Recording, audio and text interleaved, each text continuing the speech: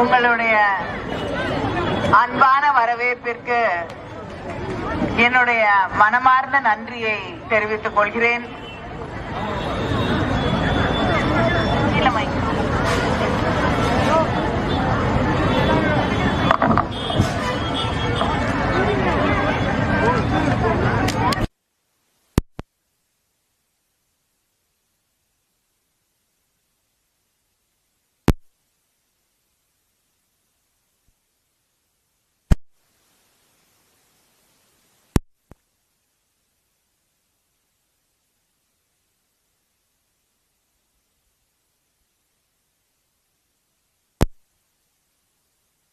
அவர்களே, முன்னாள் நாடாளுமன்ற உறுப்பினர் நாகராஜ் அவர்களே, முன்னாள் சட்டமன்ற உறுப்பினர் ஆறுகுட்டி அவர்களே, கழக மகளிர் தொண்டரணி துணை செயலாளர் மாலத்தி அவர்களே, கழக சுற்றுச்சூழல் அணி துணை செயலாளர் மணிசுந்தர் அவர்களே,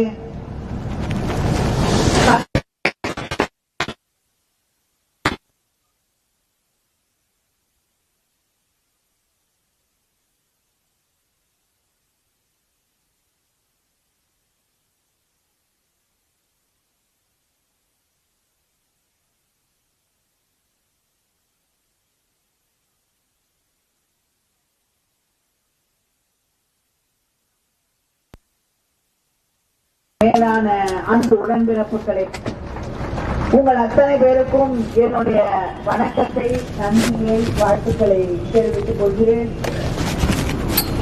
இங்கே நமக்காக நிறுத்தப்பட்டிருக்கக்கூடிய வேட்பாளர் அன்னை சோனியா காந்தி அவர்கள் தேர்ந்தெடுத்து உங்கள் கைகளிலே ஒப்படைத்திருக்கக்கூடிய வேட்பாளர், உங்களுக்காக அனுப்பியிருக்கக்கூடிய வேட்பாளர், மரியாதைக்குரிய அவர்கள் தேர்ந்தெடுக்கக்கூடிய வேட்பாளர் சூரிய பிரகாஷ் அவர்களுக்கு கை சின்னத்தை வாக்களித்து அவரை வெற்றி பெற செய்ய வேண்டும் என்று உங்களை எல்லாம் கொள்கிறேன். வேட்பாளர், துடிப்போடு இருக்கக்கூடிய ஒரு வேட்பாளர், அவரோடு பேசிக் கொண்டிருந்த பொழுது கல்லூரி நாட்களில் இருந்து பொது சேவையிலே ஈடுபடுத்திக் கொள்ள வேண்டும் என்ற அந்த ஆர்வத்தோடு, அரசியல் ஆர்வத்தோடு, அரசியலிலே தன்னை இணைத்துக் கொண்டேன் என்று என்னிடம் தெரிவித்தார். எனக்கு இந்த நாட்டை, அந்த மக்களை மதத்தின் பேரால் பிரிக்கக்கூடிய பிஜேபி RSS கொள்கையை எதிர்த்து போராட வேண்டும் என்ற எண்ணத்தோடு ஈடுபடுத்திக் கொண்டேன் என்றார். இதை கேட்கும் பொழுதே ஒரு இளைஞர் இப்படி உறுதியோடு பேசுகிறார் என்று பார்க்கும் பொழுது மனம் மகிழ்ச்சியாக இருந்தது. சரியான ஒரு இளைஞருக்குத்தான் வாக்கு கேட்க வந்திருக்கிறோம் என்ற அந்த மகிழ்ச்சி என் மனதிலே உருவாகியது. எப்படி நம்முடைய கூட்டணி என்பது கொள்கை கூட்டணியாக, இந்த நாட்டை பிரிக்க நினைக்கக்கூடியவர்களை எதிர்த்து உருவாகி இருக்கக்கூடிய கூட்டணியாக, தொடர்ந்து இந்த நாட்டின் கொள்கைகளை, இந்த நாட்டின் மக்களை ஒருமைப்படுத்தக்கூடிய கூட்டணியாக, சிறுபான்மை மக்களுக்கு, பெரும்பான்மை மக்களுக்கு, அத்தனை பேருடைய உரிமைகளுக்காகவும் பாடுபடக்கூடிய கூட்டணியாக இந்த கூட்டணி தொடர்ந்து பணியாற்றிக் கொண்டிருக்கிறதோ, அந்த கூட்டணியில் ஒரு வேட்பாளராக இருக்கக்கூடிய அத்தனை தகுதிகளையும் பெற்றிருக்கக்கூடிய ஒருவர் தான் உங்களுக்கு வேட்பாளராக நிறுத்தப்பட்டிருக்கிறார். நம்முடைய முதலமைச்சர் அவர்கள் அடிக்கடி சொல்லுவார்கள், இந்த தேர்தல் என்பது தமிழ்நாட்டிற்கும் டெல்லிக்கும் நடக்கக்கூடிய தேர்தல். இந்த தேர்தல் என்பது தமிழ்நாட்டிற்கும் NDA-வுக்குமான தேர்தல். இந்த களம் என்பது கீழடிக்கும் நாக்பூருக்கும் நடக்கக்கூடிய போர் என்பதை நாம் புரிந்து கொள்ள வேண்டும். கீழடி தமிழர்களின் தாய்மொழி, நாக்பூர் என்பது RSSன் தாய்மொழி. அதனால இது கொள்கைகளுக்கான போர் என்பதை நாம் புரிந்து கொள்ள வேண்டும். இந்த தேர்தல் வெற்றி என்பது தமிழ்நாட்டுக்கு மட்டுமான வெற்றி இல்லை. எத்தனையோ மாநிலங்களுக்கு நம்மாலும் இவர்களை எதிர்த்து போராட முடியும், வெற்றி பெற முடியும் என்று நம்பிக்கையை தரக்கூடிய வெற்றியாக இந்த வெற்றி அமைய வேண்டும். நாட்டிலே ஒரு ஆட்சி மாற்றம் கொண்டு வர வேண்டும் என்ற அந்த நம்பிக்கையை எல்லார் மனதிலும் உதிக்கக்கூடிய ஒரு தேர்தல் வெற்றியாக இந்த தேர்தல் வெற்றி உருவாக வேண்டும். தொடர்ந்து இந்த நாட்டு மக்களை, உங்களுக்கே தெரியும், வட இந்தியால இருக்கக்கூடிய எத்தனையோ மாநிலங்கள்ல பிஜேபி ஆட்சி செய்யக்கூடிய மாநிலங்கள்ல யாருக்கும் எந்த உரிமையும் கிடையாது. நீங்க என்ன சாப்பிடுறீங்க, என்ன உடுத்துறீங்க, எப்படி வழிபடுறீங்க, அத்தனையும் அவங்க சொல்றபடிதான் நம்ம செய்யணும். அதை எதிர்த்தால், இல்லை என்றால் மாறாக ஒரு வாழ்வை தேர்ந்தெடுத்தோம் என்றால் அங்கே இருக்கக்கூடிய மக்களை எப்படி படாத பாடுபடுத்துகிறார்கள் என்று நாம் பார்த்திருக்கிறோம். இப்படிப்பட்ட பிரிவினைகளை உருவாக்கி, மக்களுக்கு இடையே பிரச்சனைகளை உருவாக்கி அவர்கள் அரசியல் ஆதாயம் தேடுகிறார்கள். அப்படி தேடக்கூடிய அரசியல் ஆதாயம் அங்க இருக்கக்கூடிய மக்களுடைய மன நிம்மதியை, அமைதியை, அந்த பகுதியில இருக்கக்கூடிய அமைதியை கெடுத்து அங்கே பிரச்சனைகளை, கலவரங்களை உருவாக்கக்கூடிய சூழலை உருவாக்கிவிடும்.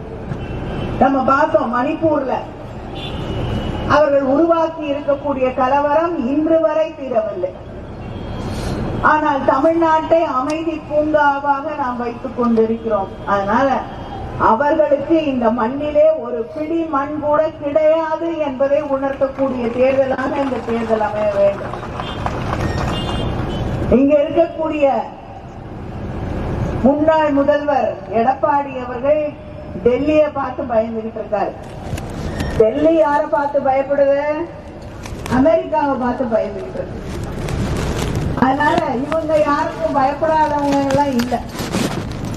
இவரு அவங்கள பார்த்து பயப்படுறாரு, அவரு அங்க பார்த்து பயப்படுறாரு. அங்கிருந்து என்ன சொல்றாங்களோ அதையெல்லாம் கேட்டுக்கொண்டிருக்கக்கூடிய ஆட்சி தான் டெல்லியில நடந்து கொண்டிருக்கக்கூடிய ஆட்சி. அந்த ஆட்சியை பார்த்து கை கட்டி பிஜேபி ஆட்சிக்கு வந்ததிலிருந்து நம்மளை எல்லாரையும், இந்தியாவில் இருக்கக்கூடிய மக்களை எல்லாம் குக்கியூல தான் நிறுத்தி வச்சுட்டு இருக்காங்க. ஆட்சிக்கு வந்த உடனே 1000 ரூபாய் 2000 ரூபாய் செல்லாதுன்னாங்க. செல்லாதுன்னு சொன்ன உடனே எல்லாரும் பேங்க் முன்னாடி கியூல நின்றுட்டு இருந்தோம் இல்லையா? நம்ம பணத்தை எடுக்கிறதுக்கே நம்ம கியூல நின்றோம். கோவிட் வந்தது, அதிமுக ஆட்சி இருந்தது. மருந்து வேணும், டாக்டரை பார்க்கணும், ஆக்சிஜன் வேணும்னா நம்ம ஊர்லயும் கியூல நின்னாங்க.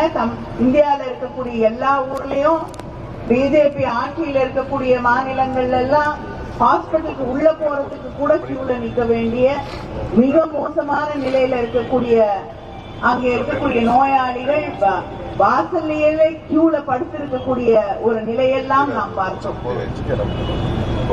நம்முடைய முதலமைச்சர் அண்ணன் தளபதி அவர்களோட ஆட்சி பொறுப்பு வந்த பிறகுதான் தமிழ்நாட்டுல அந்த கியூல நிக்கிற, கோவிட் நேரத்துல கியூல நிக்கிற அவலம் நீக்கப்பட்டது.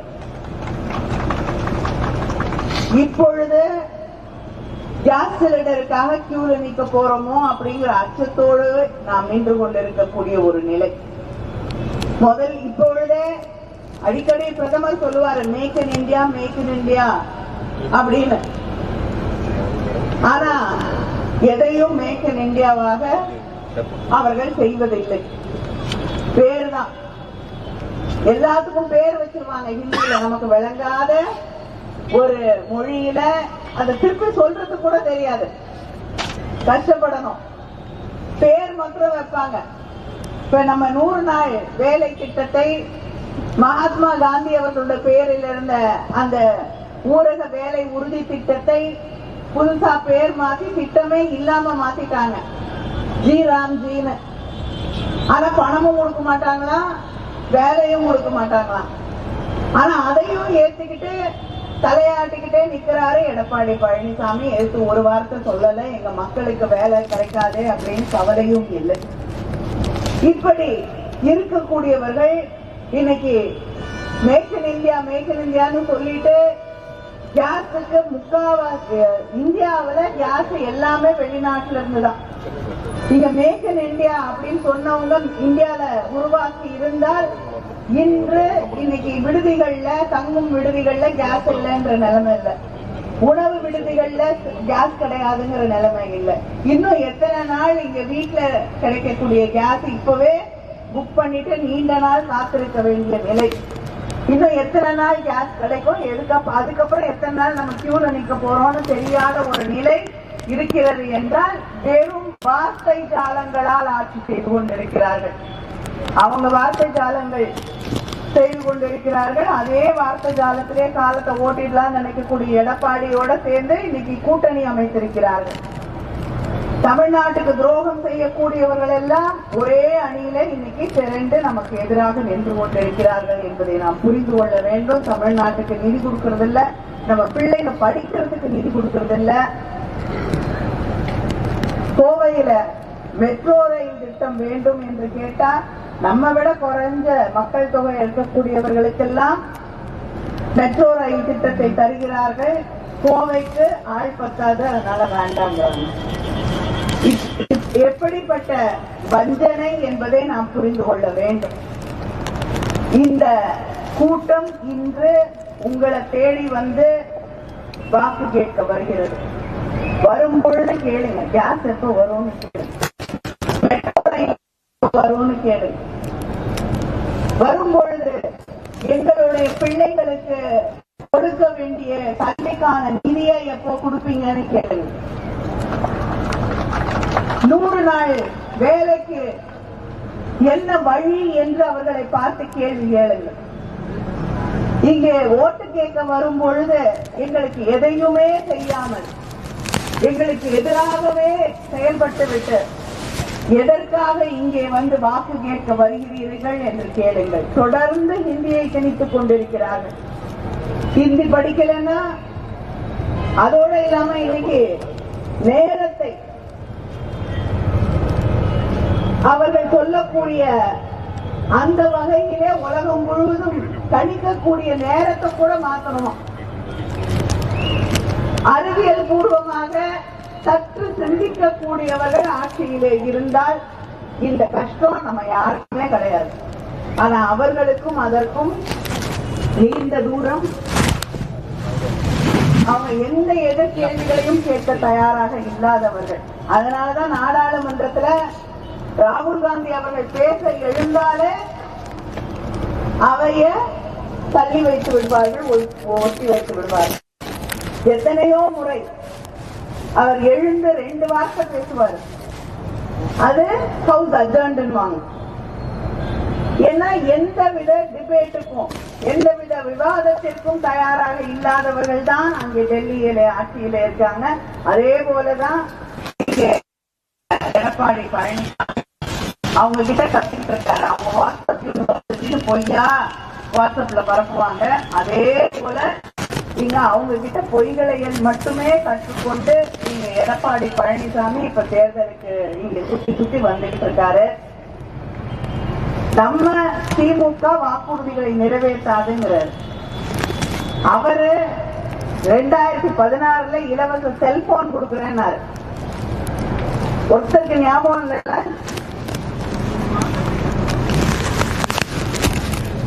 வருதா? யாராவது வாங்கினவங்க யாராவது தெரியுமா? செல்போன் வாங்கினவங்க யாரையாவது தெரியுமா உங்களுக்கு? நீங்க வாங்கிருக்கீங்களா? நீங்க சொந்த காசு கொடுத்து வாங்கினது இல்ல, அவர் கொடுத்தது வாங்கிருக்காங்களா? ஆனா 27வது பக்கத்துல 31வது வாக்குறுதி, இலவச செல்போன் தருகிறேன் என்று வாக்குறுதி கொடுத்தாங்க. இன்னைக்கு வரைக்கும் செல்போனை யாரும் பார்க்க கூட இல்லை. பேங்க்கு அட்டை கொடுக்கிறேன் நாங்க, அம்மா வங்கி அட்டை கார்டு, அந்த கார்டு இல்ல. மாதிரி லேப்டாப் கொடுத்துக்கிட்டு இருந்தாங்க. அந்த லேப்டாப் என்னாச்சு, நிறுத்திட்டார். மறுபடியும் அந்த லேப்டாப் மடிக்கணினியை கொடுத்தது நம்முடைய முதலமைச்சர் அண்ணன் தளபதி அவர்கள் தான். மறுபடியும் ஆட்சிக்கு வருவோம். வந்தவுடன் அடுத்த 35 லட்சம் மாணவர்களுக்கு மாணவிகளுக்கு லேப்டாப்கள் வழங்க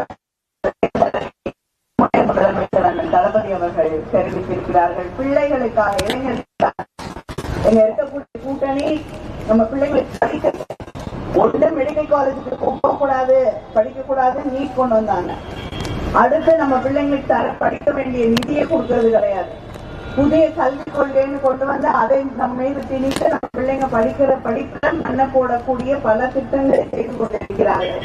ஆனால் நம்முடைய முதலமைச்சர் அவர்கள் நம்ம நல்லா படிச்சு வாய்ப்பு வசதிகள் இருக்கக்கூடிய குடும்பங்கள்ல ஒரு பிள்ளை படிக்க போச்சுன்னா படிக்கிறதுக்கு முன்னாடியே சொல்லுவாங்க, இத படிச்சுன்னா இப்படி இந்த வேலை கிடைக்கும், இப்படி படிச்சுன்னா இந்த நாட்டுல போய் வேலை செய்யலாம். ஒரு சாதாரண சாமானிய குடும்பத்துல முதல் தலைமுறையை சேர்ந்து படித்து விட்டு வரும்போது அவங்களுக்கு யார் சொல்றதுக்கு ஆள் இல்லை. பெரியவங்க எல்லாம் படித்தவர்கள் இல்லை. வசதியான இடத்திலே இருக்கக்கூடியவர்கள், பதவிகளிலே இருக்கக்கூடியவர்கள் இல்லை. அது இல்லாத குடும்பங்களிலே நான் உங்களுக்கு தந்தையாய், தாயாய், சகோதரனாய், உங்கள் குடும்பத்தை சேர்ந்த பெரியவனாய் என்று வழிகாட்டுகிறேன் முதல்வர் என்ற திட்டத்தை கொண்டு வந்து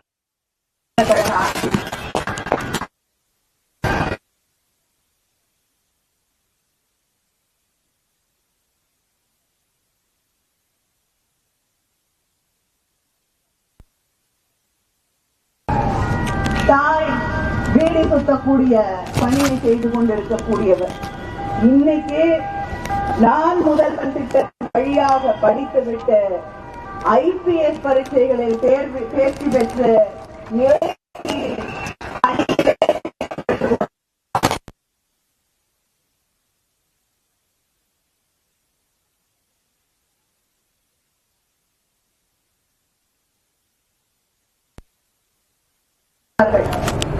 இடஒதுக்கீடு என்பது கால் உடைந்த ஒரு ஆட்டை ஒரு விவசாயி தன்னுடைய தோல்ல தூக்கி போட்டுக்கிட்டு வர்றதுதான். மற்ற ஆடுகள் எல்லாம் ஓட்டிக்கிட்டு வருவாங்க, ஏன்னா அது நல்லா இருக்கு. கால் உடைந்த ஆட்டை தூக்கி தோல்ல தான் போட்டுக்கிட்டு வரணும். அந்த தலைவர் கலைஞர் அவர்கள் தோளிலே சுமந்து கொண்டு வந்த ஆட்டை இன்னைக்கு சரி செய்து ஓடக்கூடிய அளவுக்கு சரி செய்திருக்கக்கூடிய முதலமைச்சர் நம்முடைய முதலமைச்சர் தளபதி அவர்கள் முத்துவேல் கருணாநிதி ஸ்டாலின். அவருடைய பெயரை சொல்லி நான் இன்று இத்தனை திட்டங்களையும் செய்திருக்கிறோம்.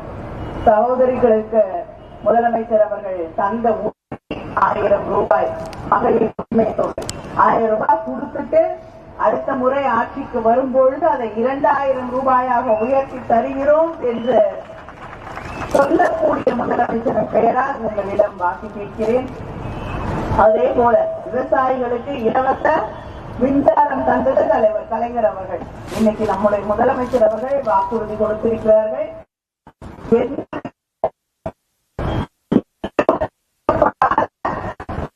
புதிய மோட்டார்கள் 20 லட்சம் விவசாயிகளுக்கு வழங்கப்படும் என்று அறிவித்திருக்கிறார்கள்.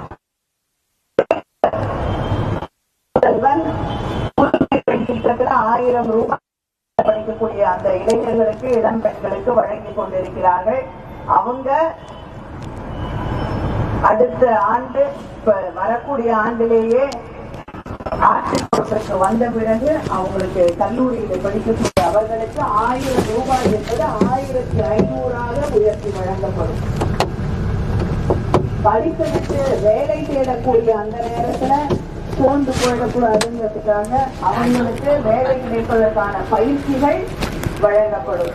அந்த பயிற்சி வழங்கக்கூடிய அந்த நேரத்துல இன்டர்வியூக்கு போகணுமோ, அவங்களுக்கு செலவு ஏதாவது தேவையானா அவர்களுக்கும் 6 மாதங்களுக்கு 1500 ரூபாய் உயர்த்தி வழங்கப்படும். இப்படி யார் யாருக்கு எது என்று சிந்தித்து பார்த்து செயல்படுத்திக் கொண்டிருக்கக்கூடிய ஆட்சி நம்முடைய ஆட்சி. காலை உணவு திட்டம். பிள்ளைங்க பசியோடு இருக்கக்கூடாது அப்படிங்கிறதுக்காக கொண்டு வரப்பட்ட திட்டம் 5வது வகுப்பு வரை. அந்த திட்டம் இப்பொழுது செயல்படுத்தப்படுகிறது. மறுபடியும் நம்முடைய ஆட்சி வந்தவுடன் 8வது வகுப்பு வரை நீட்டித்து தரப்படும். 8வது வரைக்கும் படிக்கக்கூடிய பிள்ளைகளுக்கு காலை உணவு திட்டம் என்பது நீட்டித்து தரப்படும். இப்படி பல்வேறு திட்டங்களை நம்முடைய முதலமைச்சர் அவர்கள் உங்களுக்காக உருவாக்கி தந்திருக்கிறார்கள். இந்த பகுதியில இருக்கக்கூடிய மக்களுக்காக கவுண்டம்பாளையம் சட்டமன்ற தொகுதியில 114 கோடி மதிப்பில தகவல் தொழில்நுட்ப பூங்கா உருவாக்கப்பட்டிருக்கிறது.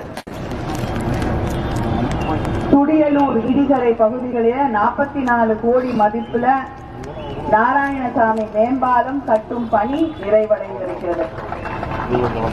தொழில்நுட்ப பூங்காக்கு கைத்தட்டல, மேம்பாலத்துக்கு மட்டும் கைத்தட்டுறீங்களா?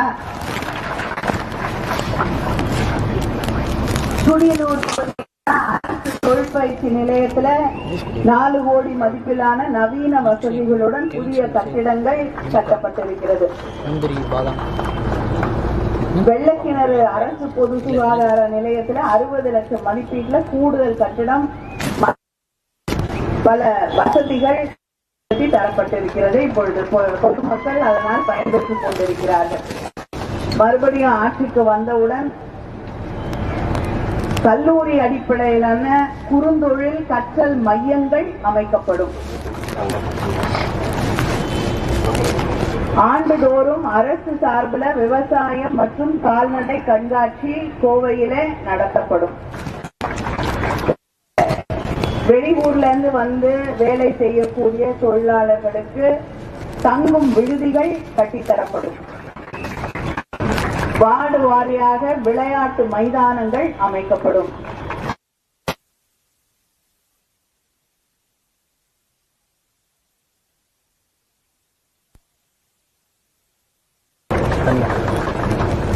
போக்குவரத்து நெரிசலை குறைக்க அதிகரிக்கும். இது எல்லாம் அடுத்து நாம் அமைக்கக்கூடிய ஆட்சியிலே நிறைவேற்றி தரப்படும். உங்களுக்கு நல்லா தெரியும், திராவிட முன்னேற்ற கழகம் வாக்குறுதி கொடுத்தால் அதை நிறைவேற்றும். சொல்லுவதை செய்வோம், செய்வதைத்தான் சொல்லும். அது இந்த தேர்தல் அறிக்கையை மட்டும் தேர்தல் அறிக்கையாக தர வேண்டும் என்று உறுதியாக அதை வெளியிட்டிருக்கிறார் நம்முடைய முதலமைச்சர் அவர்கள். அதனால தேர்தல் அறிக்கையிலே கொடுத்திருக்கக்கூடிய வாக்குறுதிகளை எல்லாம் நிச்சயமாக நிறைவேற்றி தருவோம். அதே நேரத்திலே தமிழ்நாட்டின் உரிமைகளை பாதுகாக்க, தமிழ் மக்களின் சுயமரியாதையை பாதுகாக்க, மாநிலங்களின் உரிமைகளை பாதுகாக்க, இங்கே இருக்கக்கூடிய மக்கள் அனைவரும் ஒற்றுமையாக அமைதியாக வாழக்கூடிய ஒரு சூழலை பாதுகாக்க, உங்களுடைய பிள்ளைகளின் எதிர்காலத்தை பாதுகாக்க மறவாதீர்கள். உங்கள் கைகளிலே ஒப்படைக்கப்பட்டிருக்கக்கூடிய வேட்பாளர் சூரிய பிரகாஷ் அவர்களுக்கு கை சின்னத்திலே வாக்களித்து நம்முடைய முதலமைச்சர் அண்ணன் தளபதி அவர்களின் கரங்களை வலுப்படுத்துங்கள்.